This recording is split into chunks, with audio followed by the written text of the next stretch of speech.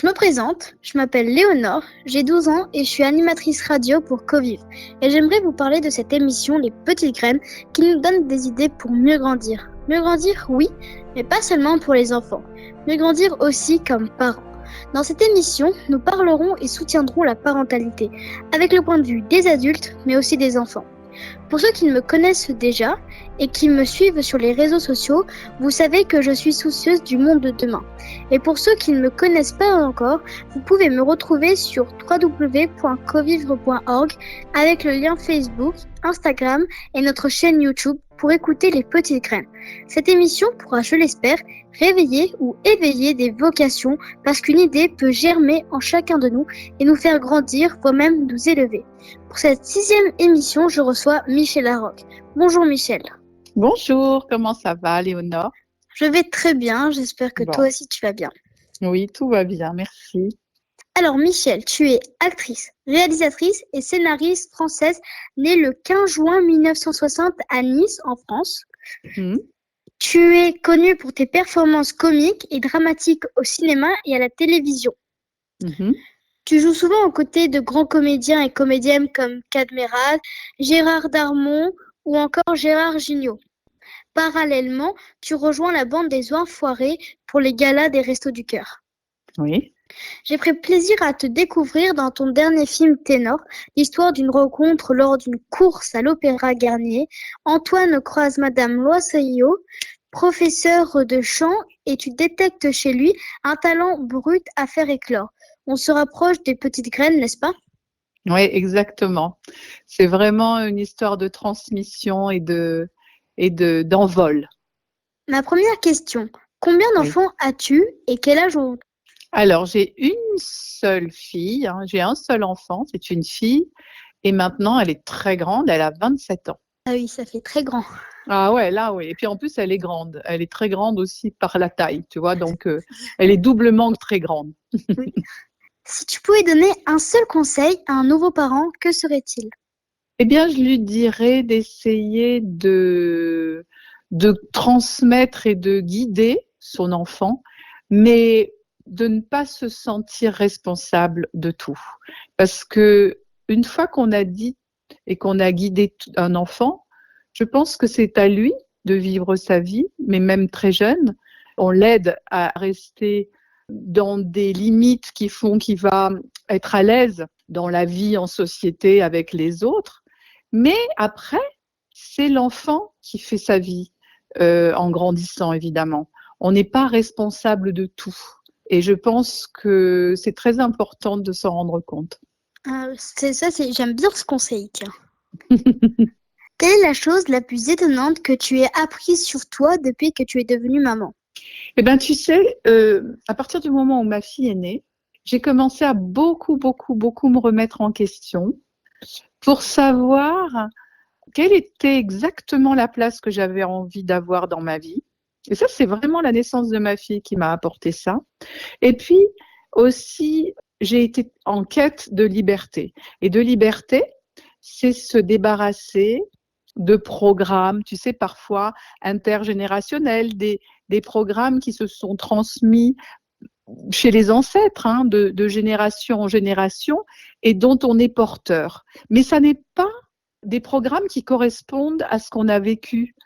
Ce n'est pas des programmes qui nous ressemblent ou qui sont les bons pour nous. Donc c'est très important d'essayer de les découvrir et de s'en débarrasser pour être vraiment nous-mêmes.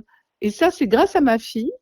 Je ne peux pas savoir exactement pourquoi, mais c'est vraiment à partir du moment où elle est née que j'ai eu cette quête de liberté et de me retrouver moi et de me débarrasser de choses qui ne m'appartenaient pas. En tant que maman, quel conseil tu donnes à ton enfant pour mieux grandir ?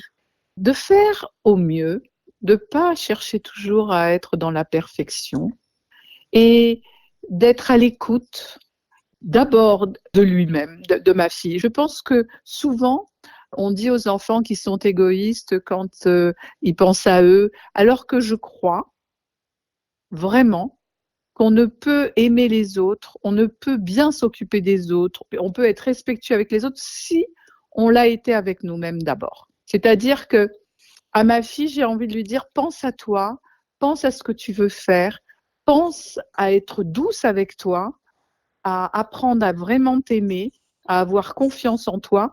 Parce qu'une fois que on a cette attitude-là avec soi-même, on est capable d'offrir tout et de faire du bien autour de nous. Et donc, ce que je voulais encore dire, c'est que souvent, ça n'arrange pas les gens et la société quand justement le concept de penser à soi. Donc, c'est important de le transmettre à son enfant. Oui. Quel est le livre qui t'a fait grandir et pourquoi? J'aime beaucoup, beaucoup, beaucoup la littérature du 19e siècle. C'est-à-dire que j'avais lu, il y a une collection par exemple de livres de Émile Zola qui s'appelle Les Rougon-Macquart, il y a 20 tomes, ou La comédie humaine de Balzac. Tu vois, ce sont des livres, même s'ils sont à une autre époque, qui décrivent l'âme humaine. Et je trouve que pour se comprendre soi-même, il est très important de connaître l'âme humaine et de connaître comment marchent les humains et de lire justement tous ces romans qui ne parlent que de ça, avec un très beau vocabulaire qui permet en plus de bien s'exprimer, parce que parfois on a tendance à parler un peu en abréviation, avec tout maintenant les SMS, les tweets, voilà. Donc c'est pas mal aussi de temps en temps d'équilibrer ça avec des bonnes lectures qui développent un vocabulaire, des structures de phrases et en plus qui racontent l'âme humaine.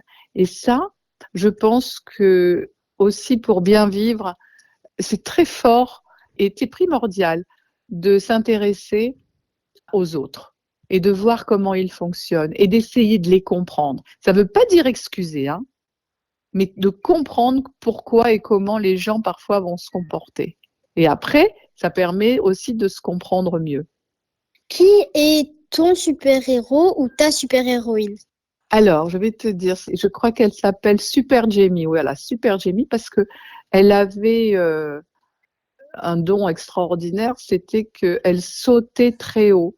Et parce qu'on lui avait mis dans les os, les muscles, les plaques de je sais pas quoi. Et tu sais, moi, quand j'ai eu 19 ans, j'ai eu un accident de voiture très grave. J'ai eu des plaques pour justement réparer les os qui étaient cassés, etc. Je me disais, oh là là, s'ils pouvaient me mettre les mêmes plaques à Super Jamie, j'adore sauter. J'adore sauter haut. C'est vraiment quelque chose que j'adore sauter en général. D'ailleurs, si tu regardes Les Enfoirés, parce que tout à l'heure tu en parlais, pendant les concerts, dès que je peux sauter, je saute, je saute, je saute, je saute, je saute. Ça me plaît. Alors là, c'est mon héroïne parce qu'elle sautait très, très haut. Tu vois, genre, elle pouvait sauter jusqu'au 6e étage d'un immeuble, quoi. Mon rêve. Oui. Maintenant, à quoi ressemblerait ton monde idéal? Oh, moi j'aimerais que tout le monde soit heureux, que tout le monde soit en paix, qu'on soit tous ensemble, solidaires, qu'il n'y ait pas de rivalité, qu'il n'y ait pas de volontarisme à gagner plus de territoire toujours. Je comprends pas bien ce qui se passe dans le monde, tu vois, Léonore, parce que je me dis toujours que si on avait une attaque extraterrestre, là, pour la première fois, on serait peut-être tous ensemble. Mais je comprends pas, justement, pourquoi l'âme humaine est faite ainsi? Pourquoi l'homme a besoin de gagner plus de territoire? Pourquoi l'homme a besoin d'imposer parfois une religion? Ou pourquoi l'homme a besoin d'être jaloux, d'être en rivalité? Parce que on vient tous du même endroit Oui. et on a oublié ça. Je trouve ça tellement regrettable parce que en fait, je me rends compte qu'on a beaucoup évolué sur le plan des sciences, mais pas du tout sur le plan de l'âme. Et en fait, l'homme se comporte peut-être, à peu près comme à la préhistoire, avec des luttes, des guerres pour gagner du territoire, pour que la tribu la plus forte l'emporte sur les autres. Et on a besoin de tous, en fait. C'est formidable la différence, parce que justement, on se complète tous et puis on crée le monde comme ça. Et je voudrais que les choses changent et que les hommes s'aiment entre eux. Oui, ça c'est un monde idéal en tout cas. C'est ça le monde idéal pour moi, oui. Quelle est ta citation favorite? Ma citation favorite, c'est le bonheur, c'est continuer de désirer ce que l'on possède déjà. Tu vois, C'est toujours ne pas s'habituer. Ne pas se dire, ah ben voilà, j'ai une belle maison, mais moi je voudrais plus, je veux encore un plus grand jardin, puis je veux encore une plus grande maison. Et puis non, c'est être heureux de ce qu'on a, vraiment heureux. Et dire merci tous les jours, justement. Et se dire, mais c'est incroyable que j'ai la chance d'avoir justement cette maison. Tu vois, par exemple, j'aime ma fille évidemment énormément depuis qu'elle est née, mais je me suis jamais habituée. Tous les jours, je me dis, c'est merveilleux que j'ai cette fille-là. Tu vois, c'est des choses comme ça il faut pas prendre des faits acquis et puis vouloir encore plein d'autres choses. C'est profiter de ce qu'on a tous les jours de sa vie et en être heureux. Maintenant, quel est ton remède miracle pour donner confiance à ta fille? Eh bien, je peux pas, il n'y a pas de remède miracle. En fait, évidemment, c'est l'aimer, la respecter, lui donner une place et respecter ses choix. Mais la confiance, ça s'acquiert aussi à l'extérieur, avec les autres. On va s'éprouver, on va essayer de faire des choses. Il y a une façon de les faire, justement, qui est avec une forme de confiance, parce qu'il y a des parents, parfois, qui veulent rendre leurs parents forts. Tu vois, par exemple, mon père, il voulait que je sois très forte, mais du coup, il était très, très, très, très, très exigeant avec moi. Et ça m'avait un peu enlevé confiance en moi, parce que j'avais l'impression d'être jamais à la hauteur.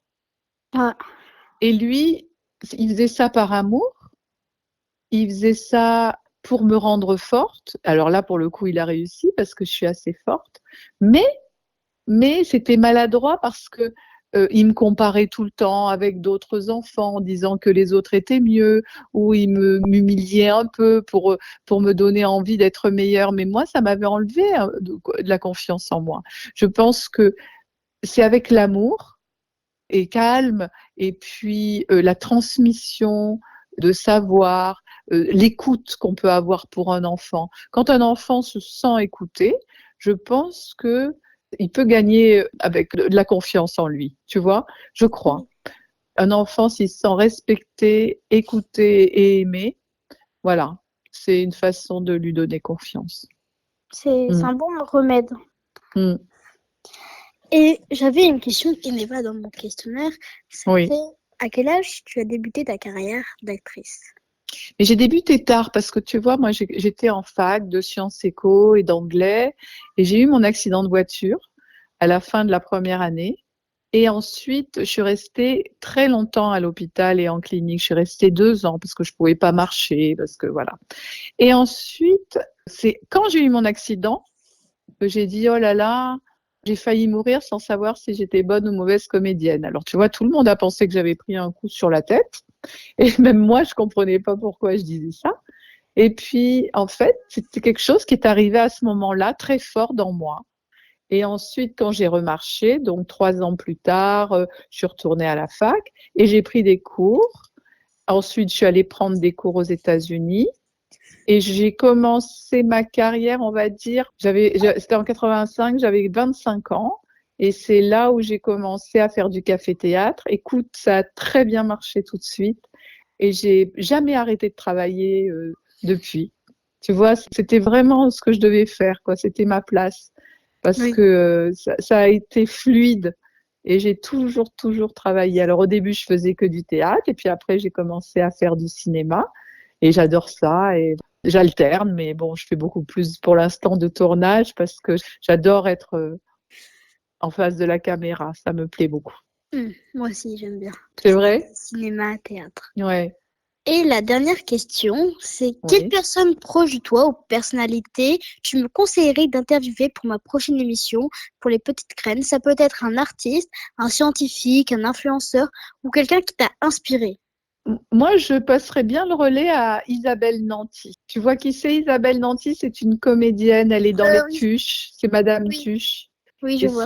c'est une gentille et belle maman.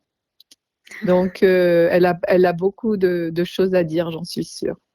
Bon, ça me va. Je le mets ça sur ma liste. Eh ben, génial.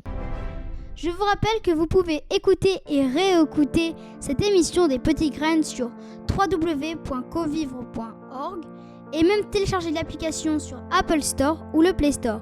Merci tout le monde et n'oubliez pas que notre émission permettra de planter des centaines d'arbres en Ardèche.